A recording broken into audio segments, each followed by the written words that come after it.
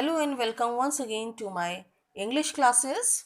Hope you all are well and watching my videos. So, students, today we are going to continue with the same lesson, The Tiger King by Kalki. So, all of you, look page number 14. The Maharaja was equally determined. He refused to leave the forest until the tiger was found. As the days passed, the Maharaja's fury and obstinacy mounted alarmingly. Many officers lost their jobs. One day, when his rage was at its height, the Maharaja called the Diwan and ordered him to double the land tax forthwith. Now, in these lines, the author want to tell about the anger of the king. Why because जो king थे वो जंगल में tiger hunting के लिए गए हुए थे. Villagers ने उन्हें ये न्यूज़ पहुंचाई थी कि जो हिल साइड वाला विलेज है उनके स्टेट में वहाँ से शीप्स गायब होने लगी हैं. तो इन्होंने ये सोचा कि जब शीप्स गायब होने लगी हैं इट मीन्स वहाँ पे कोई टाइगर मौजूद है. तो ये उस टाइगर के हंट के लिए वहाँ पे जाते हैं. लेकिन जब कई दिन बीत जाते हैं एंड वहाँ पे उन्हें कोई टाइगर नहीं मिलता है, तब किंग को बहुत ज़्यादा गुस्सा आता है क्योंकि he went there with full determination. ये अपनी फुल सोच के साथ वहाँ पे गए थे, अपनी ऐसा मन बना के गए थे कि this time he is going to kill the 100 tiger. लेकिन जब उनकी ये इच्छा कंप्लीट नहीं होती है, at that time the king lost his control and he called the diwan and said that you double the land tax forthwith. means वो उनको ऑर्डर देते हैं कि तुम जो ये विलेजर्स हैं जिन्होंने हमें ये फॉल्स इन्फॉर्मेशन दी थी, जिनको मैंने ये कहा था कि मैं उन्हें 3 साल के लगान में लैंड टैक्स में छूट दूंगा, एग्जेम्पशन दूंगा, बट अब इनका जो इन्होंने इन्फॉर्मेशन दी थी वो झूठी साबित हो गई है. इसीलिए अब इनका जो लैंड टैक्स है, इनका जो टैक्स है, इनका जो लगान है उसको डबल कर दिया जाए, इनसे डबल टैक्स वसूला जाए. एंड उनकी इसी ऑब्स्टिनेसी की वजह से, ऑब्स्टिनेसी मतलब कि जिद, हट, है ना, तो उनकी इसी ऑब्स्टिनेसी की वजह से कई सोल्जर्स भी अपनी जॉब से हाथ धो बैठते हैं क्योंकि जब किंग को गुस्सा आता है तो वो सबको नौकरी से निकाल देते हैं. The people will become discontented, then our state too will fall a prey to the Indian National Congress. तो अब उसकी ये बात सुन के, किंग की बात सुन के दीवान साहब कहते हैं कि नहीं, किंग से कहते हैं कि नहीं, आपको ऐसा नहीं करना चाहिए क्योंकि आपने पहले विलेजर्स से प्रॉमिस किया है कि आप उनको 3 साल का लगान माफ़ कर देंगे, लेकिन अब आप उनसे जब डबल टैक्स वसूलेंगे तो वो लोग उदास हो जाएंगे, डिसकॉन्टेंटेड हो जाएंगे, मतलब कि वो बहुत ज़्यादा दुखी हो जाएंगे, है ना. और इस वजह से हमारे स्टेट में दुख की स्टेट आ जाएगी, दुख का समय आ जाएगा. तो in that case you may resign from your post, said the king. अब दीवान साहब की ये बात सुन के किंग को बहुत तेज गुस्सा आ जाता है. वो कहते हैं तुमको उन लोगों से कुछ ज़्यादा ही लगाव है तो तुम अपनी पोस्ट से रेजिग्नेशन दे सकते हो. The dewan went home convinced that if the Maharaja did not find the tiger soon, the results could be catastrophic.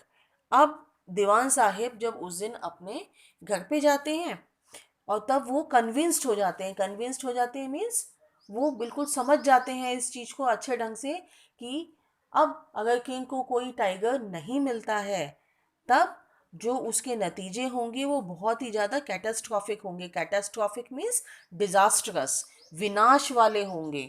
उसका नतीजा जो होगा वो बहुत ही ज़्यादा विनाशकारी होगा. He felt life returning to him only when he saw the tiger. which had been brought from the People's Park in Madras and kept hidden in his house. अब दीवान साहब जो थे वो इसी कश्मकश में थे कि वो किंग के लिए 100वां टाइगर कहाँ से लेके आए, बिकॉज जो किंग की स्टेट थी इट वॉज लाइक दैट कि if he is not going to get a tiger he will become mad in anger. So दीवान साहिब जो थे वो ऐसी कंडीशन नहीं आने देना चाहते थे, तो वो बहुत ज़्यादा सोच में थे कि अब क्या किया जाए. इसी कश्मकश में उनकी जो निगाह होती है वो उस टाइगर पे जाती है जो वो मद्रास के, आजकल तो चेन्नई नाम है, वहाँ से पीपल्स पार्क से लेके आए थे. और वो उन्होंने अपने हाउस में छुपा के उस टाइगर को रखा हुआ था. एक्चुअली वो जो टाइगर था वो बहुत ज़्यादा बूढ़ा था. और पीपल्स पार्क यानी कि जो सर्कस होता है, जू टाइप का जो वहाँ पे सर्कस था चेन्नई का, ये वहाँ से लेके आए हुए थे. तो उनकी निगाह जब उस टाइगर पे जाती है तब उन्हें लगता है कि शायद अब उनकी जान में जान आ जाए. At midnight when the town slept in peace, the Diwan and his aged wife dragged the tiger to the car and shoved it into the seat. The Diwan himself drove the car straight to the forest where the Maharaja was hunting. When they reached the forest, the tiger launched its satyagraha and refused to get out of the car. The Diwan was thoroughly exhausted in his efforts to haul the beast out of the car and push it down to the ground. अब वो circus वाले tiger को देख के दीवान साहिब जो हैं अपना मन बना लेते हैं और आगे की प्लानिंग भी बना लेते हैं.